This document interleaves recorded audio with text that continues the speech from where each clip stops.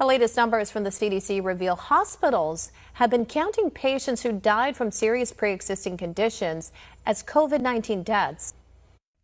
The Centers for Disease Control have updated their death counts for coronavirus and reveal yet again that COVID-19 is rarely the actual cause of death among coronavirus patients. According to the CDC themselves, of the 220,000 deaths attributed to the coronavirus, 87,000 of them died from pneumonia and influenza. Another 17,000 died from chronic respiratory diseases, and 26,000 died from respiratory distress syndrome. 44,000 patients died from hypertensive diseases, 23,000 died from heart disease, and a whopping 28,000 died from cardiac arrest and heart failures. Doctors who spoke with One America News explained that 131,000 patients who are being considered COVID-19 deaths already had life-ending diseases, including cancer, dementia, and even end-stage renal failure. And according to the CDC again, if you look at place of death, you'll see that some 10,000 patients who died from COVID were on hospice care, meaning they were terminally ill to begin with and were already expected to die. Doctors tell One America News that all of these patients were critically ill and likely died from their pre-existing conditions without any help from the coronavirus. However, they explain that the CARES Act, passed by Congress in March, gives hospitals a 20% bonus on their diagnosis-related group paid for by Medicare. Essentially, that means doctors are being paid to list deaths as coronavirus without any indication the patient's death was actually COVID-related.